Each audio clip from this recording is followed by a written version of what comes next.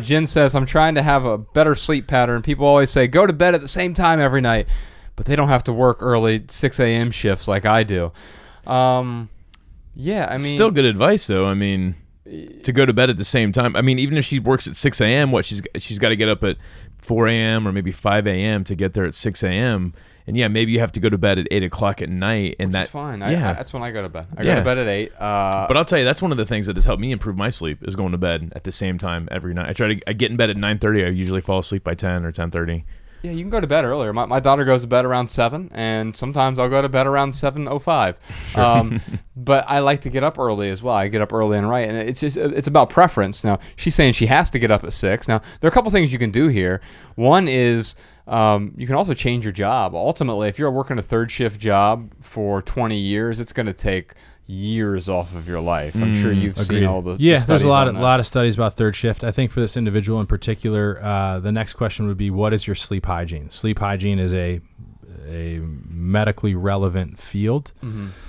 And there's a couple things that any individual can do that they can take away from this discussion. One is temperature of your room, right? So 69 degrees, if you can control it, is 69, 70 degrees, optimal temperature. Make sure everything is very, very dark, because you don't want outside light to stimulate, through your eyelids, like we were talking about, those melanopsin, blue light receptors.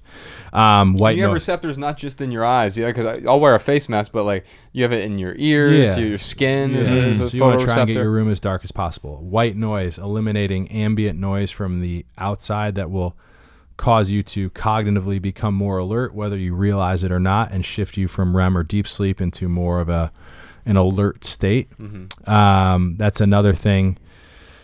We talked about the pattern. And then 2, using your bed only for sleep, essentially. So, if you have a partner, perhaps designating an area for intimacy, or if you are going to have intimacy, making sure Kitchen that counter. Get creative. How did you know? Get creative with it. But the bed should be for sleep. It shouldn't be for work. It shouldn't be for anything else. It's not for TV either. Get the TV out of the bed. Correct. Yeah. So creating a space that's safe, comfortable, temperature controlled. There's the white noise component, eliminating, like we talked about, those sources of EMF or other thing. And I suspect, in addition to that similar pattern of going to bed around the same time every night and getting up around the same time every morning, you will find wakefulness is easier to achieve, as well as a satisfying and nourishing night's sleep. Now, the next person, Slow and Simple Living, has a similar question, but it's about insomnia. So I know Bex suffered with insomnia. So insomnia is the inability to go to sleep. Correct. Or waking up in the middle of the night and staying awake. Does that have to do with melatonin production, or? I mean, I think we use insomnia loosely. Right. So, but if someone actually has legitimate insomnia, but usually that would be like a symptom of something else going on. Again, a better evaluation with a health practitioner to try and figure out what is contributing to that insomnia. Because there's multiple reasons why people have insomnia. And there may be a valid medical reason that requires medicinal intervention, but I think for most people, that lack of ability to sleep contributes to societal or lifestyle factors that cause stress, anxiety, something both physically or mentally that prohibits an individual from achieving that effective sleep. Yeah, so the thing you think you have, you may not have. You may not actually have insomnia. You have insomnia symptoms because of the environment that we are all in. So try eliminating blue light. Try drinking coffee only before 10 a.m. I mean, there are a lot of little things you can do. I'll tell you one thing that has helped me, and I noticed, is going from like hot to cold, like doing whether it's the sauna. Like those are the best nights of sleep I get, are the days or the nights after I go to the Russian bathhouse, because it's that going from super hot to super cold.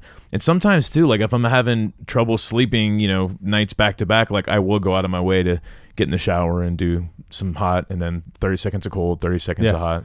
What people have to appreciate too, I failed to mention with the nighttime habits, not eating within about 2 hours before you go to bed. Yeah. There's a reason for that. So sympathetically, fight or flight. So sympathetic nervous system, fight or flight, parasympathetic, vagus nerve, rest and digest. They're more commonly known now. If you are hot, or if you have eaten a meal within roughly 2 to 3 hours before you go to bed, your sympathetic nervous system essentially revs up to help control temperature. There's a component that it's coordinating digestion. So your core body temperature actually elevates. And then you're trying to sleep, and your body finds rest most effectively when your core temperature is relatively lower, which is why temperature in the room is important. So you're effectively fighting against yourself in its natural process if you're too hot or if you've eaten too soon before you go to bed, which contributes to why you find a benefit from taking a cold shower before you go to bed, because you're helping your body get into a state that it can achieve successful relaxation, right? Yeah. Those are all things that are common, and I'm sure if this individual just goes through those simple steps and says, okay, hey, how am I doing A through E? They likely will find better rest. And if they do all those things and they do not, then perhaps a sleep study, medical evaluation. There are sleep physicians that this is literally all they do, would be a reasonable intervention. But starting with those simple lifestyle modifications will most likely be beneficial. I'll tell you too, like getting something like the Oura Ring or some kind of sleep tracker that helps you identify your good nights of sleep versus bad nights of sleep. Like those little things that you do, you will find out with the data that says, yes, I am getting better sleep when I don't eat 2 hours before bed, or yes, I'm getting even better sleep when I do cold showers before I go to bed. Yeah, and I would say check out Dr. Walker's book, Why We Sleep. I think that'll help point you in the right direction.